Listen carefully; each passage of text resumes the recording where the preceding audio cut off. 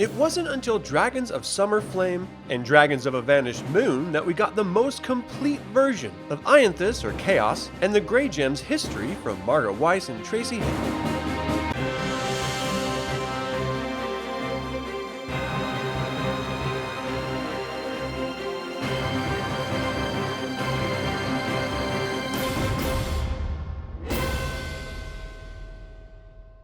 Welcome to another DragonLance Saga episode. My name is Adam, and today we're going to talk about Ionthas or Chaos and the Graystone, or Graygem. I'd like to take a moment and thank the members of this channel and invite you to consider becoming a member by visiting the link in the description below. You can even pick up DragonLance gaming materials using my affiliate link. I am referencing Dragons of Summer Flame, Dragons of a Vanished Moon, and DLS 3 Oaklords primarily for this information. If you have any thoughts on Ionthas or Chaos and the Graygem, leave them in the comments below. I've covered part of the story of the Graygem in a lot of videos. This is because it is essential in placing wild magic with Krynn, creating the majority of life forms on Krynn, and ultimately nearly destroying it. But even that isn't exactly correct, as the gem itself is only a container. It's what's trapped inside that is causing the chaos, and to be precise, it's Ionthas or Chaos itself that is within the gem. There are many variations on how Ionthas or Chaos became trapped and who Ionthas or Chaos is precisely, but it wasn't until Dragons of a Vanished Moon that we were provided the definitive account by the creators of the wonderful campaign World of Dragonlance. Up until Dragons of Summer Flame, the various authors and game designers couldn't even settle upon a name for the Graygem, referring to it as the Graystone, Graygem, and every variation of spelling imaginable. You would think an artifact as integral to the campaign world would have a more solid presence with its contributors, but alas, what is history but the perception of those retelling it? The Graygem ended up on the Irid's altar on the Isle of Ionthas, where the Decider, influenced by Takesis, used his powerful magic to break it apart with the intention of protecting his isle from the Knights of Takesis. But that is the third act of the history of the Graygem, so let's take a few steps back, put away Reorx's dice, and start from the beginning. The High God had established the order of creation and the destiny of souls, which he outlined in the Tobril. He then created the gods of Krynn, the most powerful being Ionthas. Gillian guided Ionthas with the Tobril in the creation of the world, aided by Reorx, Syrian, and others.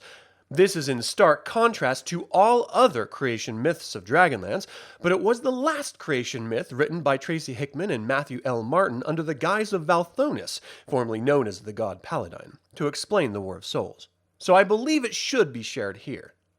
With the world forged, the High Gods spoke it into existence and commanded the gods to shape it.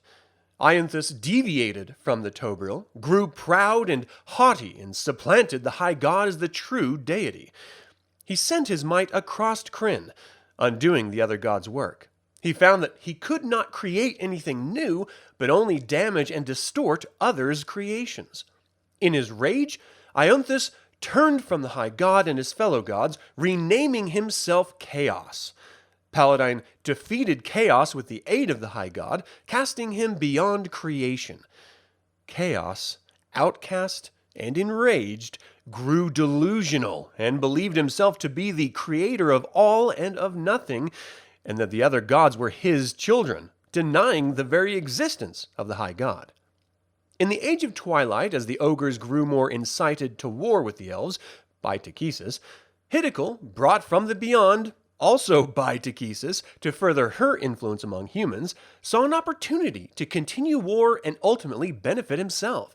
He approached Chislev, a goddess of woodlands and nature, and convinced her that doom was at hand.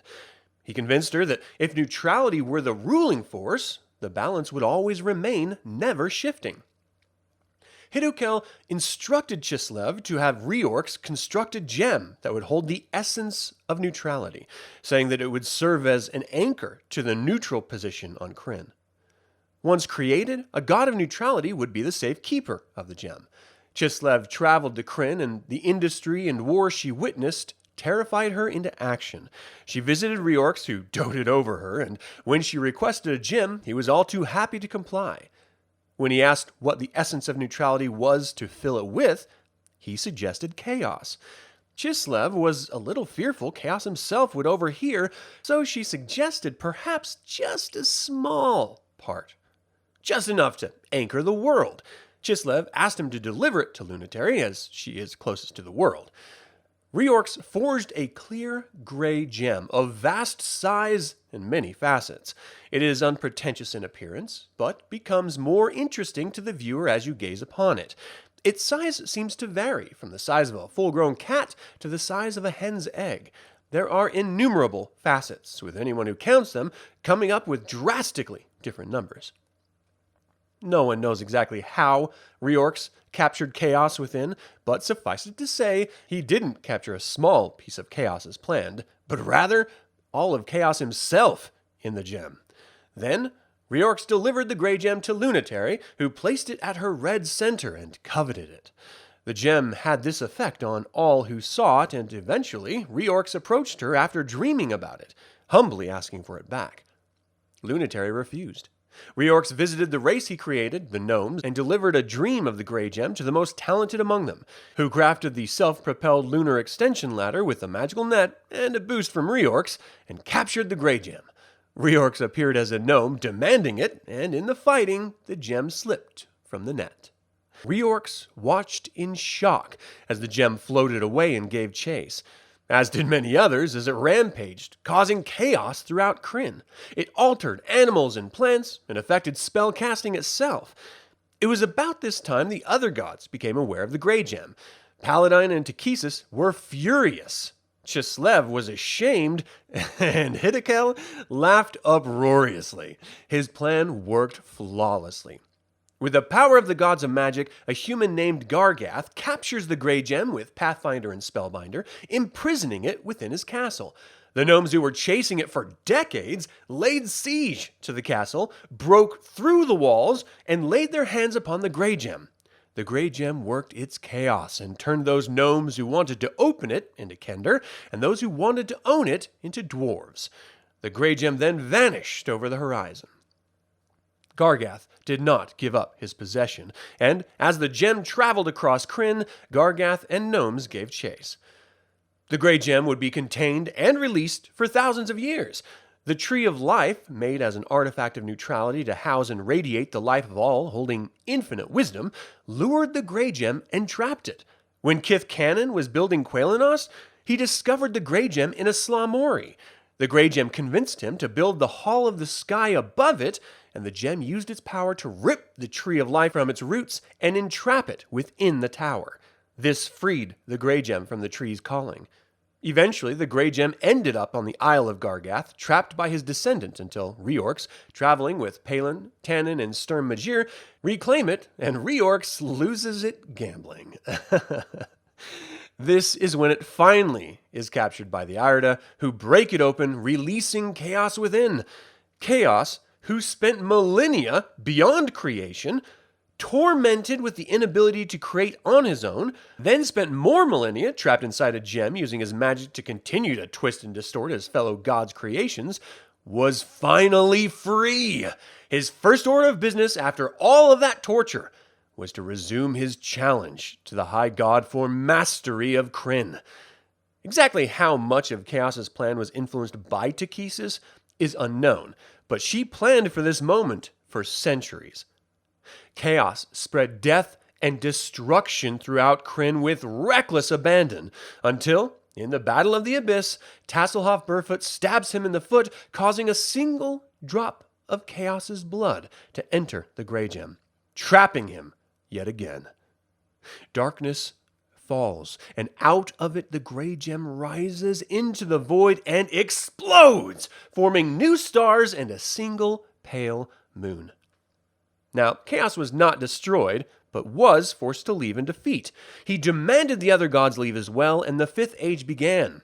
Herein is a point of contention, for Takesis steals the world, so the story of the gods consenting to leave Krynn can be seen as just another fable. In a final ironic twist, it would be the currents of chaos swirling around the universe that would lead Raceland Magir to locate the world on behalf of the gods at the end of the War of Souls. So you could say that chaos ultimately saved Krynn from Takesis. And that is all I have to say about Ionthas, chaos, and the Graygem. Is this the most elaborate or convoluted MacGuffin to push evolution and change in a Dungeons & Dragons campaign world? Were you happy with its destruction in Dragons of Summer Flame? Leave a comment below.